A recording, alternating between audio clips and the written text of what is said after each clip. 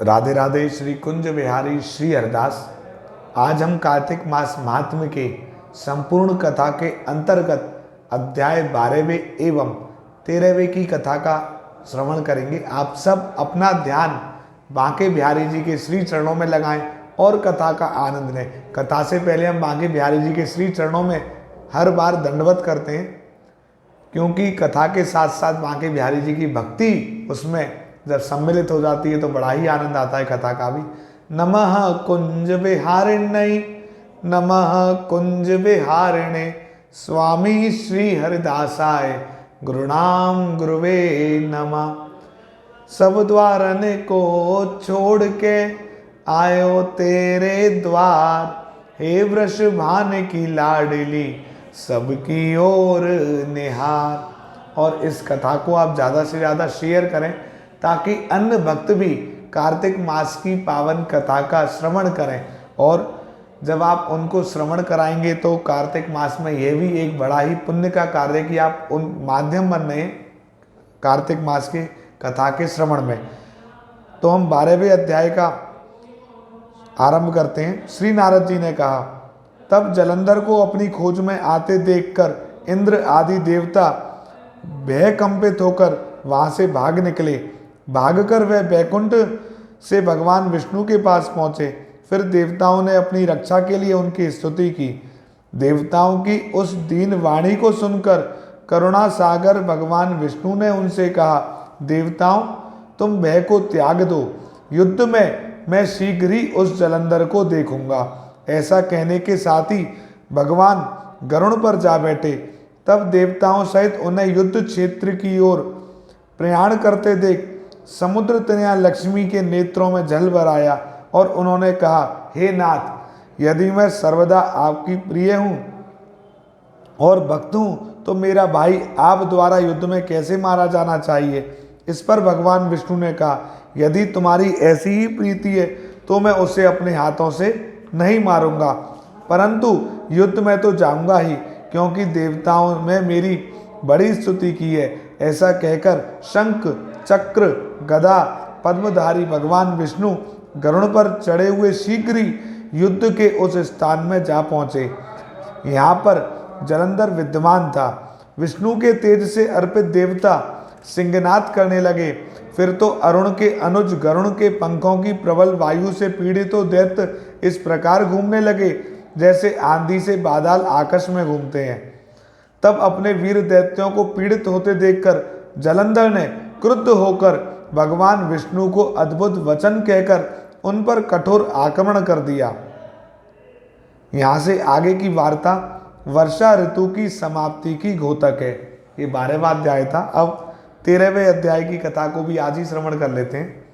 नारद जी बोले, दैत्यों के तीक्ष्ण प्रहारों से व्याकुल देवता इधर उधर भागने लगे। तब इंद्र आदि को इस प्रकार भयभीत देखकर गरुड़ पर चढ़े भगवान युद्ध में आगे बढ़े। उन्होंने अपना सारंग नामक धनुष उठाकर बड़े जोर से टंकोर किया। त्रिलोकी शब्दित हो गया। पल मात्र में ही भगवान विष्णु ने हजारों दैत्यों के सिर काट गिराए। यह देखकर जलंधर के क्रोध की सीमा ना रही। फिर तो भगवान विष्णु और जलंधर का महान संग्राम हुआ। बाणों से आकाश भर गया। लोग आश्चर्य करने लगे। भगवान विष्णु ने अपने बाणों के वेग से उस दैत्य की ध्वजा, छत्र और धनुष बाण काट डाले तथा एक बाण से उसकी छाती में प्रहार किया। इससे व्यथित तो उसने अपनी प्रचंड गदा उठाकर गरुड़ के मस्तक पर दे मारी। गरुड़ पृथ्वी पर गिर पड़ा। साथ ही क्रोध से उस दैत्य ने होठ काटे और भगवान की छाती में भी एक तीक्ष्ण बाण मारा। इसके उत्तर में भगवान विष्णु ने उसकी गदा काट दी और अपने सारंग धनुष पर बाण चढ़ाकर उसको बींधना प्रारंभ किया। जलंधर भी उन पर अपने पहने बाण बरसाने लगा। उसी समय जलंधर ने भगवान विष्णु को कई पहने बाण मारकर वैष्णव धनुष को काट दिया। धनुष कट जाने पर भगवान ने गदा ग्रहण कर ली और शीघ्र ही जलंधर को खींचकर मारी, परंतु उस अग्निवत अमोघ गदा की मार से भी वह चलायमान ना हुआ और मदोन्मत हाथी के समान उसे यानी गदा की मार को फूल की माला ही जाना। साथ ही युद्ध दुर्मद ने अत्यंत ही क्रुद्ध होकर एक अग्निमुख त्रिशूल उठाकर विष्णु पर छोड़ दिया। भगवान विष्णु ने शिव के चरणों का स्मरण कर नंदक नामक त्रिशूल से उसके त्रिशूल को छेद दिया। जलंधर ने झटक कर भगवान विष्णु की छाती में एक मुष्टिक मारा। उसके उत्तर में भगवान विष्णु ने भी उसकी छाती पर अपनी मुष्टिका का प्रहार किया। फिर दोनों घुटने टेककर बाहों और मुष्टिकों से बाहु युद्ध करने लगे। कितनी ही देर तक भगवान विष्णु उसके साथ युद्ध करते रहे, वह कुछ भ्रमित से हो गए। तब सर्वश्रेष्ठ मायावी भगवान उस दैत्यराज से मेघवाणी में बोले, हे रण दुर्मम दैत्य श्रेष्ठ, तू धन्य है जो इस महायुद्ध में इतने बड़े बड़े आयुधों से भी भयभीत ना हुआ। तेरे इस युद्ध से मैं बड़ा प्रसन्न हूँ। तू जो चाहे मांग, मैं अधे वस्तु भी आज तुझको दे दूंगा। मायावी भगवान विष्णु की ऐसी वाणी सुनकर जलंधर ने कहा, हे भावुक, यदि आप मुझ पर प्रसन्न हैं तो यह वर दीजिए कि आप मेरी बहन के साथ तथा अपने सारे कुटुंबियों सहित मेरे घर पर निवास करेंगे। नारद जी कहते हैं, उसके ऐसे वचन सुनकर भगवान विष्णु को खेद तो हुआ, किंतु उसी क्षण उन देवेश ने तथास्तु कह दिया। अब भगवान विष्णु सब देवताओं के साथ जलंधरपुर में जाकर निवास करने लगे। जलंधर अपनी बहन लक्ष्मी और देवताओं सहित भगवान विष्णु को वहां पाकर बड़ा प्रसन्न हुआ। फिर तो देवताओं के पास जो रत्न आदि थे उनके स्थानों पर दैत्यों को स्थापित कर जलंधर पृथ्वी पर आया। निशुंभ को पाताल में स्थापित कर दिया और देव दानव यज्ञ गंधर्व सर्प राक्षस मनुष्य आदि सबको अपना वशवर्ती बनाकर त्रिभुवन पर शासन करने लगा। उसने धर्मानुसार सुपुत्रों के समान प्रजा का पालन किया। उसके धर्म राज्य में सभी सुखी थे।